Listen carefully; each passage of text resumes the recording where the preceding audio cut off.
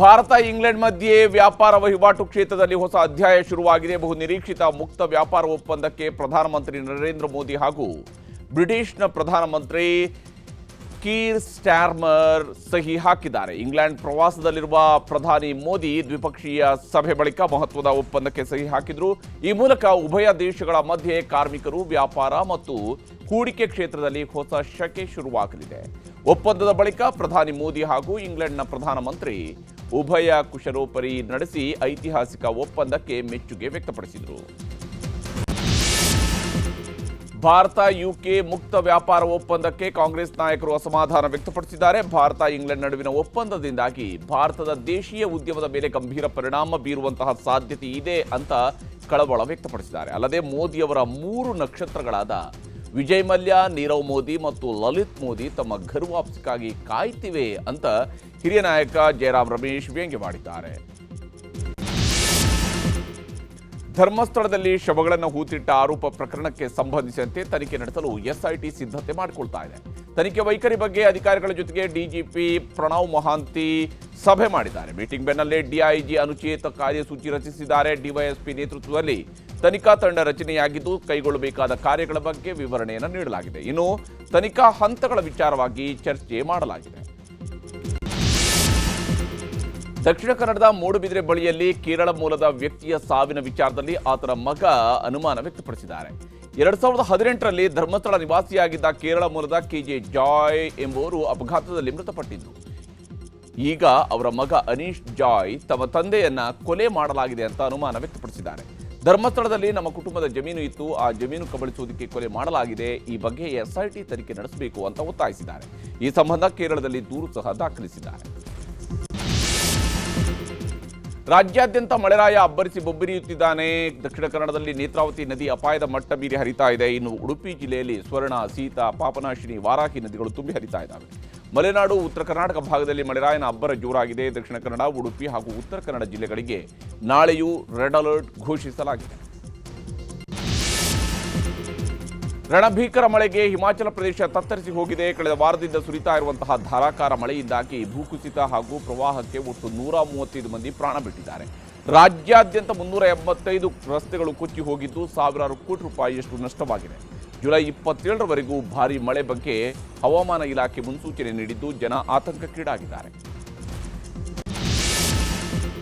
ರಾಜ್ಯದಲ್ಲೂ ಮಳೆ ಅಬ್ಬರಿಸ್ತಾ ಇದ್ದು ರೈತರ ಮೊಗದಲ್ಲಿ ಮಂದಹಾಸ ಮೂಡಿಸಿದೆ. ಆದರೆ ಬಿತ್ತನೆಗೆ ಅಗತ್ಯ ಗೊಬ್ಬರ ಸಿಗದೆ ರೈತರು ಪರದಾಡ್ತಾ ಇದ್ದಾರೆ. ಉತ್ತರ ಕರ್ನಾಟಕದ ಬಹುತೇಕ ಜಿಲ್ಲೆಗಳಲ್ಲಿ ರೈತರು ಗೊಬ್ಬರಕ್ಕಾಗಿ ಪರದಾಡ್ತಾ ಇದ್ದು ಕಿಲೋಮೀಟರ್ ಗಟ್ಟಲೆ ಕ್ಯೂ ನಿಂತು ಗೊಬ್ಬರಕ್ಕಾಗಿ ಕಾಯುವಂತಹ ಪರಿಸ್ಥಿತಿ ನಿರ್ಮಾಣ ಆಗಿದೆ. ಆದರೆ ಕೃಷಿ ಸಚಿವರು ಮಾತ್ರ ಕೇಂದ್ರದಿಂದ ಬರುವ ಯೂರಿಯಾ ಕಡಿಮೆ ಆಗಿದೆ, ಆದಷ್ಟು ಬೇಗ ತರಿಸ್ಕೊಡ್ತೀವಿ ಅಂತ ಹೇಳ್ತಿದ್ದಾರೆ.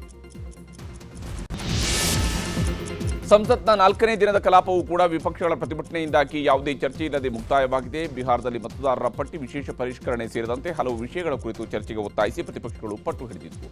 ಉಭಯ ಸದನಗಳು ಮುಂದೂಡಿಕೆಯಾದಾಗ ಸಂಸತ್ನ ಪ್ರವೇಶ ದ್ವಾರದಲ್ಲೂ ಪ್ರತಿಪಕ್ಷಗಳು ಪ್ರತಿಭಟನೆಯನ್ನು ಮಾಡ್ತಾ ಇದ್ವು. ಇದರಿಂದಾಗಿ ಕಲಾಪವನ್ನು ನಾಳೆಗೆ ಮುಂದೂಡಲಾಗಿದೆ.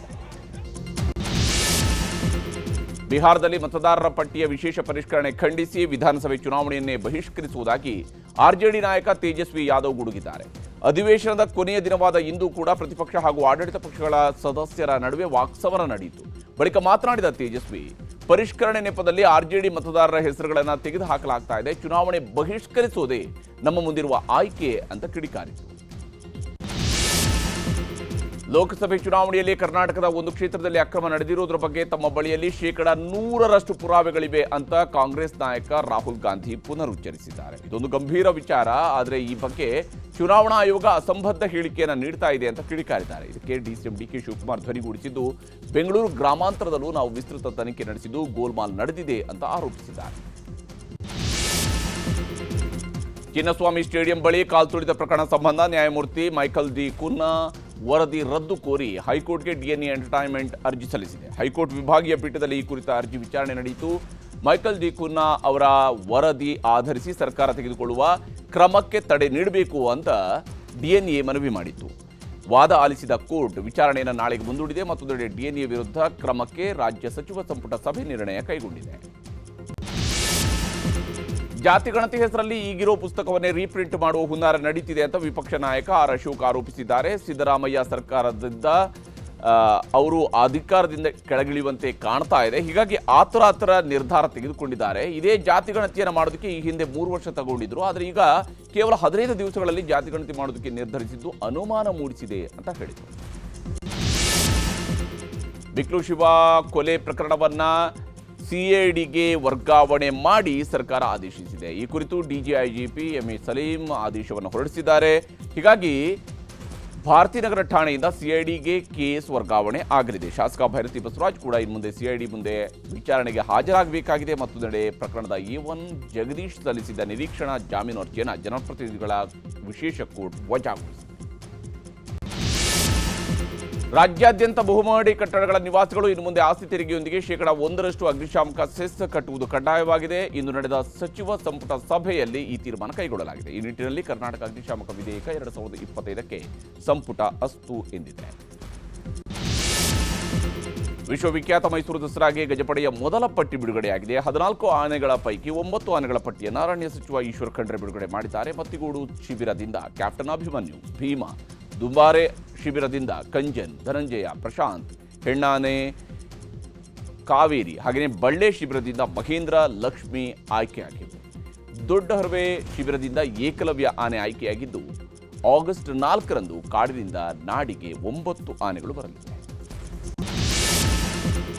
ಭಾರತದೊಂದಿಗೆ ಅರ್ಥಪೂರ್ಣ ಮಾತುಕತೆಗೆ ಪಾಕಿಸ್ತಾನ ಸದಾ ಸಿದ್ಧ ಅಂತ ಪಾಕಿಸ್ತಾನದ ಪ್ರಧಾನಮಂತ್ರಿ ಶೆಹಬಾಜ್ ಶರೀಫ್ ಹೇಳಿದ್ದಾರೆ. ಬ್ರಿಟಿಷ್ ಹೈಕಮಿಷನರ್ ಜೇನ್ ಮ್ಯಾರೆಟ್ ಅವರನ್ನ ಭೇಟಿಯಾದ ಸಂದರ್ಭದಲ್ಲಿ ಶೆಹಬಾಜ್ ಶರೀಫ್ ಈ ರೀತಿಯ ಹೇಳಿಕೆಯನ್ನು ನೀಡಿದ್ದಾರೆ. ದೀರ್ಘಕಾಲದಿಂದ ಬಾಕಿ ಇರುವ ಎಲ್ಲ ವಿವಾದಗಳನ್ನು ಬಗೆಹರಿಸಿಕೊಳ್ಳಲು ನಾವು ಸಿದ್ಧರಾಗಿದ್ದೇವೆ ಅಂತ ಹೇಳಿದರು. ವಿಶ್ವದ ವಿವಿಧ ರಾಷ್ಟ್ರಗಳ ನಡುವೆ ನಡೀತಾ ಇರುವಂತಹ ಸಂಘರ್ಷಗಳ ಮಧ್ಯೆ ಕಾಂಬೋಡಿಯಾ ಹಾಗೂ ಥಾಯ್ಲೆಂಡ್ನ ನಡುವೆ ಯುದ್ಧ ಪರಿಸ್ಥಿತಿ ನಿರ್ಮಾಣವಾಗಿದೆ. ಈ ಎರಡೂ ದೇಶಗಳ ನಡುವೆ ಗಡಿ ವಿವಾದ ಭುಗಿಲೆದ್ದಿದೆ. ಥಾಯ್ಲೆಂಡ್ ಸೇನೆಯು F-16 ಜೆಟ್ ಮೂಲಕ ಕಾಂಬೋಡಿಯಾದ ಮೇಲೆ ದಾಳಿ ಮಾಡಿದೆ. ಈ ದಾಳಿಯಲ್ಲಿ 12 ಮಂದಿ ಸಾವಿಗೀಡಾಗಿದ್ದಾರೆ. ಕಾಂಬೋಡಿಯಾ ಕೂಡ ಪ್ರತಿ ದಾಳಿಗೆ ಸಜ್ಜಾಗಿದೆ. ಬ್ರಿಟನ್ನ ಮ್ಯಾಂಚೆಸ್ಟರ್ನಲ್ಲಿ ನಡೀತಾ ಇರುವಂತಹ 4ನೇ ಟೆಸ್ಟ್ನಲ್ಲಿ ಇಂಗ್ಲೆಂಡ್ ಮೇಲುಗೈ ಸಾಧಿಸಿದೆ. ಟಾಸ್ ಸೋತು ಬ್ಯಾಟಿಂಗ್ ಇಳಿದಿದ್ದ ಟೀಂ ಇಂಡಿಯಾ 358 ರನ್ಗಳಿಗೆ ಆಲ್ಔಟ್ ಆಗಿದೆ.